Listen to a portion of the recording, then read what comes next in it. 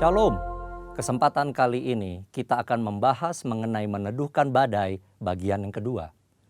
Dalam hal menghadapi sakit penyakit dan wabah seperti COVID-19, bagaimana GBI sebagai gereja Pentakosta memahami kesembuhan ilahi? Salah satu butir pengakuan iman GBI berbunyi, kesembuhan ilahi tersedia dalam korban penebusan Yesus untuk semua orang yang percaya. GBI percaya Roh Kudus yang memakai para murid Yesus di Kisah Para Rasul adalah Roh Kudus yang sama yang sekarang memakai murid Yesus pada zaman now untuk membawa kesembuhan ilahi kepada orang sakit. Ada beberapa penyebab mengapa seseorang tidak disembuhkan secara ilahi. Lebih lengkap dapat saudara baca melalui artikel link di caption video ini. Dr. French Arrington dalam bukunya Doktrin Kristen Perspektif Pentakosta menjelaskan, baik Alkitab maupun pengalaman tidak mendukung pernyataan bahwa mereka akan disembuhkan dalam setiap situasi. Dari sisi manusia, kekurangan iman menjadi suatu faktor. Dari sisi Allah adalah berkuasanya kebijakan dan kehendak Allah. Saat ini Allah masih menyembuhkan orang sakit. Tetapi penyembuhan sekarang bukan puncak penyembuhan atau penyembuhan tertinggi. Puncak pembebasan kita selaku orang percaya dalam Kristus terjadi pada kehidupan mendatang. Penyembuhan saat ini adalah suatu tanda dan pencicipan lebih dulu akan penebusan tubuh kita di masa depan. Penebusan kita saat ini hanya sebagian dan penyakit masih terus terjadi.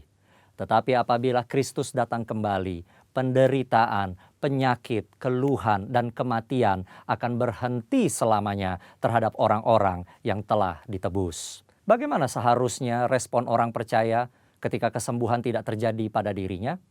Ikuti apa yang Paulus lakukan. Ia menerima bahwa duri dalam dagingnya yang dapat dikatakan sebagai penyakit dengan hati yang rela, meski Tuhan tidak memberi penjelasan atas semuanya itu.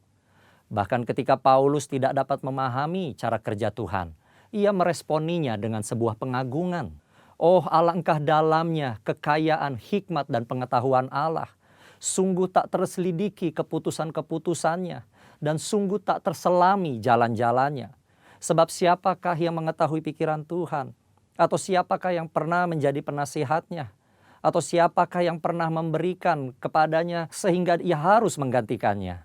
Sebab segala sesuatu adalah dari Dia dan oleh Dia dan kepada Dia, bagi Dialah kemuliaan sampai selama-lamanya.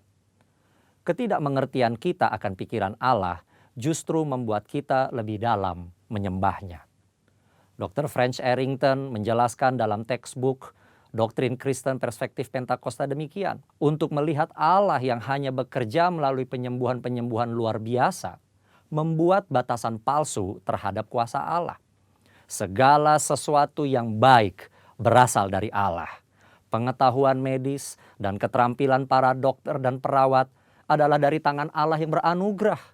Allah berkarya melalui sarana-sarana, baik yang alami maupun supranatural. Dia berkarya dalam menanggapi iman dan doa umatnya. Dia juga melakukan penyembuhan melalui para dokter dan perawat. Kita harus menggunakan diri kita akan sarana-sarana apapun untuk sarana-sarana penyembuhan yang telah diberikan Allah. Doa dan pengurapan minyak memiliki tempatnya sendiri, tetapi doa dan pengobatan medis tidak saling bertentangan. Keuntungan doa penyembuhan dan pengetahuan medis mengalir dari Allah yang sama. Bagi GBI, kesembuhan ilahi adalah salah satu bentuk berkat keselamatan. Keselamatan manusia, itulah yang terpenting. Inilah juga yang dilakukan oleh keluarga besar GBI Jalan Jenderal Gatot Subroto, Jakarta, melalui Healing Movement Crusade. Pemberitaan keselamatan selalu menjadi agenda utama. Pelayanan kesembuhan ilahi adalah tanda-tanda yang menyertainya. Gereja digambarkan sebagai tubuh yang memiliki banyak anggota dengan fungsi yang berbeda-beda.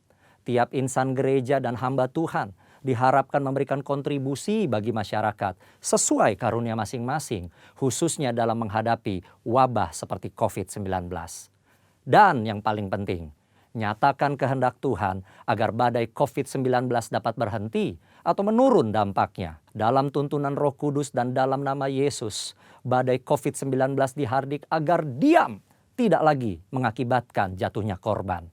Kuasa Tuhan akan dinyatakan dan banyak orang akan diselamatkan. Tuhan Yesus memberkati. Shalom jemaat yang Tuhan kasihi. Sampai hari ini bersama keluarga kita tetap dalam penyertaan dan perlindungan Tuhan. Patutlah kita naikkan ucapan syukur dan kita akan tetap berkata, tetapi aku dan seisi rumahku, kami akan tetap beribadah kepada Tuhan. Sampai hari ini, jemaat yang Tuhan kasihi, di hari yang ke-24, di dalam minggu yang keempat, di dalam bulan yang kelima, di dalam tahun dimensi yang baru, kita akan terus memperkatakan kebenaran firman Tuhan. Tetapi Allahku yang kupercayai, kubu pertahananku, Dialah Allah yang kita sembah saat ini di dalam satu nama, Yesus Kristus Tuhan kita. Kita akan tetap bersyafaat bagi bangsa ini, karena kita boleh ada di bangsa ini, saudara dan saya, untuk menjadi saksi bahwa Dialah Yesus Kristus Tuhan kita. Engkaulah Tuhan, Engkaulah Raja, berdaulat atas hidupku, ku berserah penuh. Engkaulah Tuhan, Engkaulah Raja,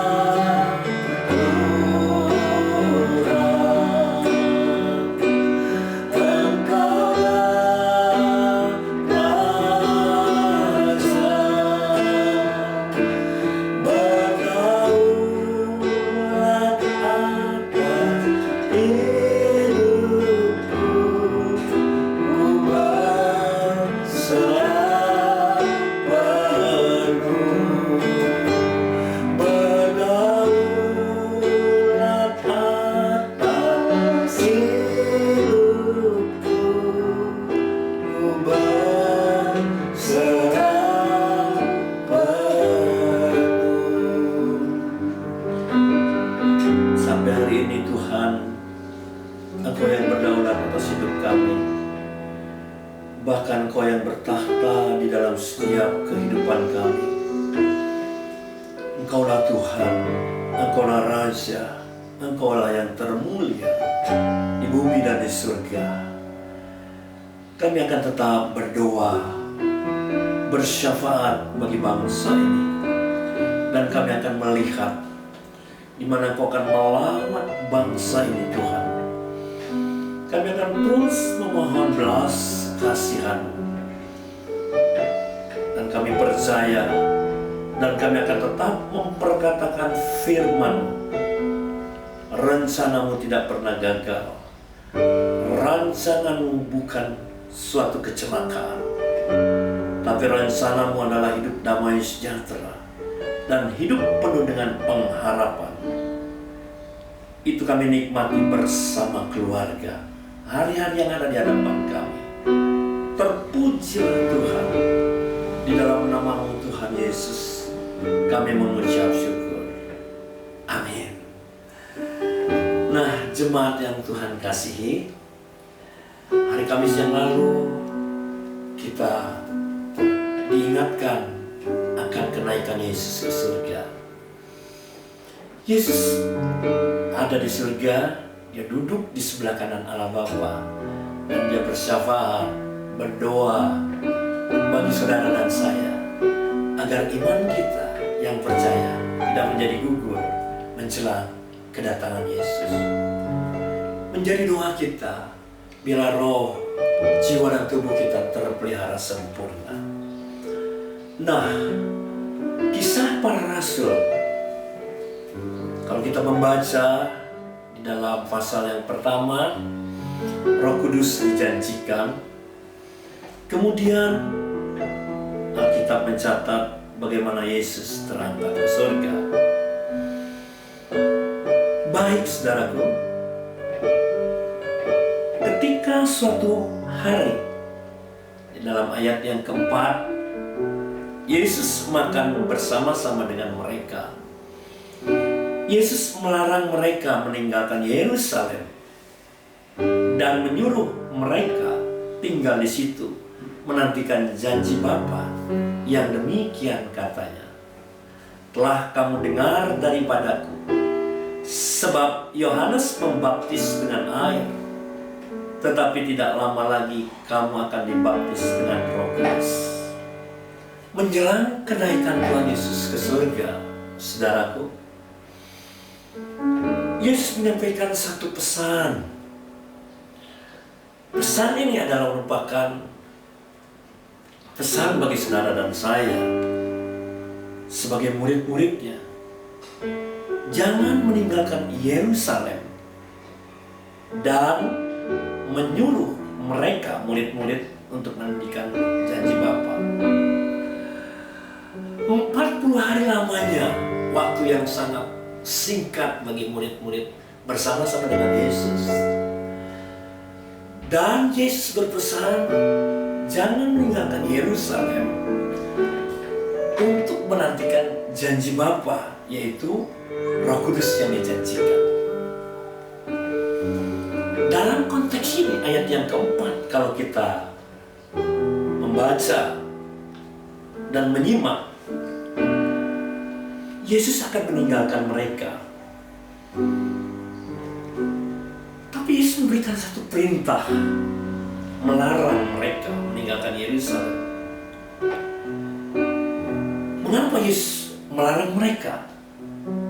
Agar mereka menantikan janji Bapa, yaitu Roh Kudus yang dijanjikan. Dalam perenungan saya, jemaat yang Tuhan kasihi, murid-murid memang menerima satu janji. Tapi kapan janji itu terrealisasi? Perlu waktu untuk menunggu. Kapan waktunya? Belum jelas. Secepat apa janji itu pun belum jelas. Murid-murid tidak mengetahui. Kalau 10 hari kemudian Roh Kudus dicurahkan. Nah, kebenaran yang kita belajar hari ini,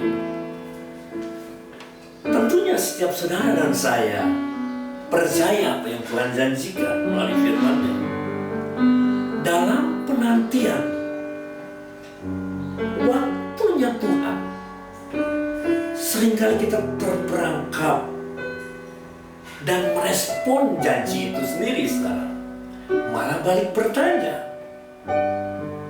Ayat yang ke-6, maka bertanyalah mereka yang berkumpul di situ, Tuhan, maukah Engkau pada masa ini memulihkan kerajaan bagi Israel? Terjemahan bahasa sederhana. Ketika rasul-rasul itu berkumpul bersama-sama dengan Yesus, mereka bertanya kepadanya, Tuhan, apakah sekarang Tuhan mau mendirikan kembali pemerintahan bangsa Israel? Saudaraku, dalam konteks ini, murid-murid meresponi janji Bapa. Tapi kapan janji itu akan terrealisasi? Dengan meminta satu permintaan yang santun, Tuhan, maukah Engkau agar Tuhan memulihkan, membebaskan mereka? Karena pada saat itu, saudara, bangsa Israel dalam penjajahan bangsa Romawi. Kalau kita bandingkan dengan bahasa Indonesia, terjemahan yang sederhana, apakah sekarang Tuhan mau? Pertanyaan ini relevan, saudaraku, di dalam perjalanan hidup kekristenan kita. Karena pertanyaan ini ini juga bisa mewakili pertanyaan kita saat ini di tengah pergumulan COVID-19. Maukah Tuhan waktunya sekarang pulihkan? Mungkin dalam hal ekonomi, keuangan, tapi bukan nanti, sekarang Tuhan. Saya percaya akan janji-Mu, tapi kenyataannya saya butuh sekarang. Saya butuh kesembuhan sekarang Tuhan. Saya butuh pemulihan sekarang Tuhan.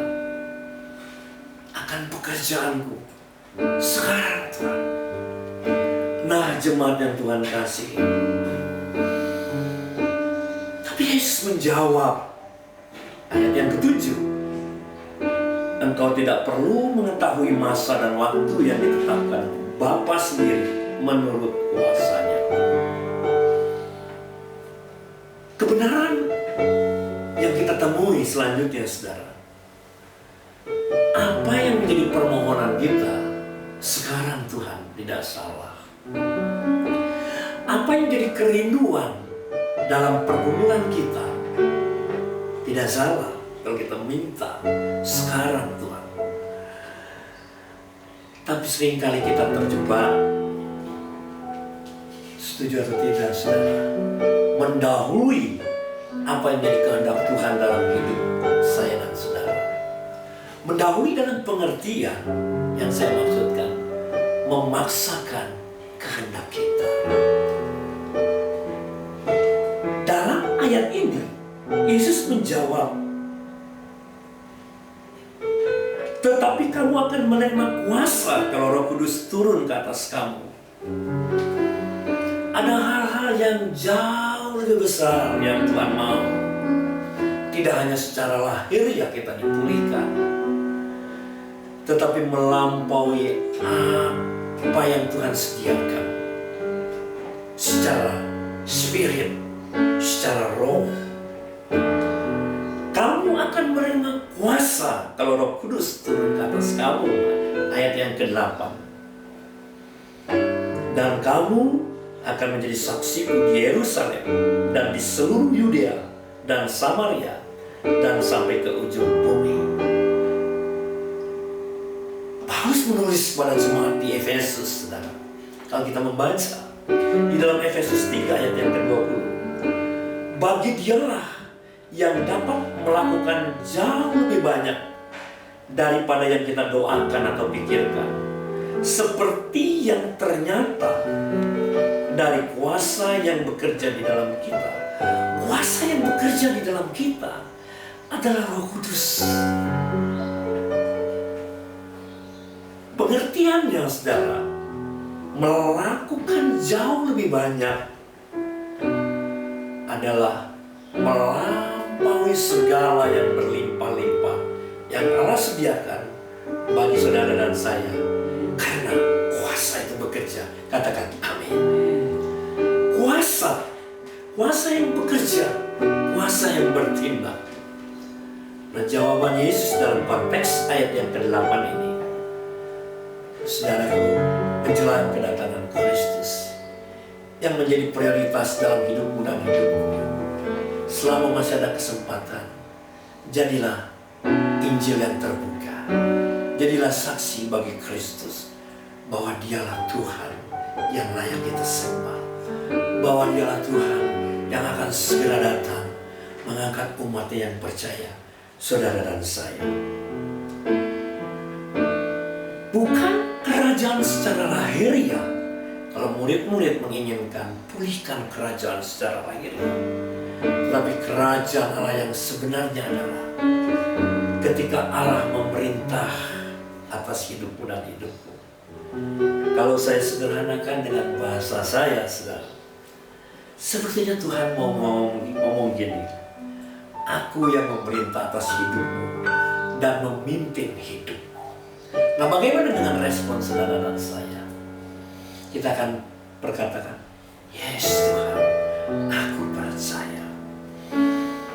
Kalau ada pikiran-pikiran yang lain, kita bertindak mendahului Tuhan. Hari ini kita bertobat. sebelum menjelang kedatangan Tuhan, masih ada kesempatan. Roh Kudus akan dicurahkan dan kuasa Roh Kudus itu akan memenuhi dan bekerja dalam kehidupan saudara dan saya. Nah, kita aplikasikan. Yang pertama, saudara, pesan dari Yesus, jangan meninggalkan Yerusalem. Nantikan janji Bapa. Kita aplikasikan, jangan mendahului kehendak Tuhan. Pertolongan Tuhan tidak pernah terlambat. Pertolongan Tuhan atas bangsa ini tidak pernah terlambat. Kita akan melihat dan kita akan terus berkatakan, terjadi gelombang pemulihan, gelombang pertobatan, gelombang kesembuhan atas bangsa ini. Hal yang kedua, menjelang kedatangan Tuhan, tetap kita harus memberitakan Injil, menyelesaikan amanat agung Yesus di era Pentakosta yang ketiga ini. Amin. Terima kasih Tuhan. Kita akan tinggikan Dia. Kita rindu hari-hari ini. Roh Kudus akan dicurahkan luar biasa. Kita akan siapkan. Dialah Yesus Tuhan yang kita tinggikan atas segalanya dalam hidup kita. Yesus Tuhan ditinggikan atas segala alam, dimuliakan naik ke surga, berikan Roh Kudus-Nya. Datanglah sekarang, penuhi kami dengan kuasa-Mu. Urapi kami sekarang ini dengan api Roh-Mu. Ini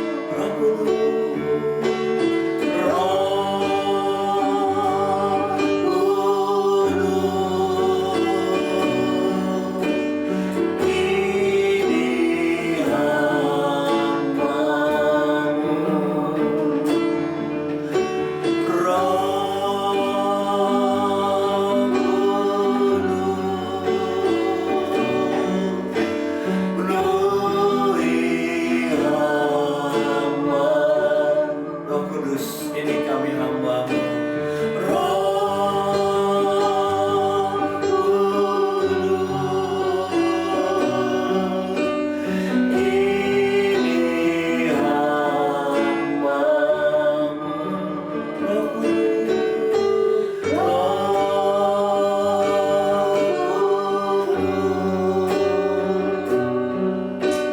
penuhi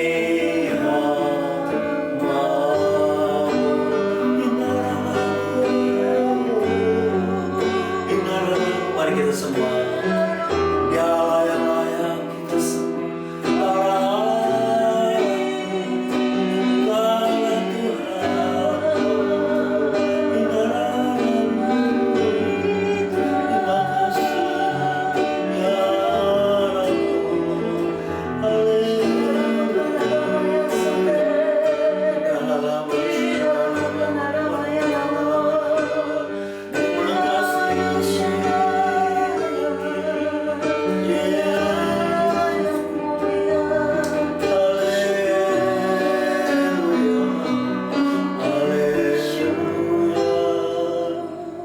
Tuhan, terima kasih ya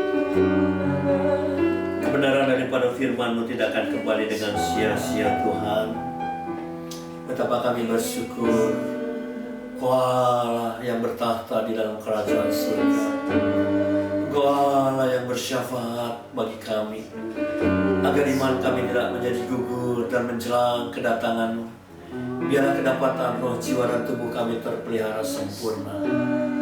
menjelang kedatangan bersama keluarga, biarlah kami akan tetap beribadah kepadamu Tuhan. Hari-hari yang ada di hadapan kami akan tetap kuat. Hari-hari yang ada di hadapan kami akan terus berjalan dalam pimpinan-Mu. Dan kami akan memperkatakan firman, tempat perlindunganku dan kubu pertahananku, Allahku yang kupercayai. Terima kasih akan hari ini Tuhan. Terima kasih. Segala kemuliaan hanya bagi-Mu. Penyertaan, pemeliharaan Tuhan sempurna. Kasih karunia yang berlimpah-limpah dari Allah Bapa di dalam anaknya yang tunggal, Tuhan kita Yesus Kristus.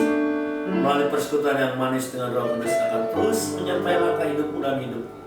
Mulai hari ini sampai Yesus datang, roh, jiwa, dan tubuh kita terpelihara sempurna, bahkan sampai selama-lamanya.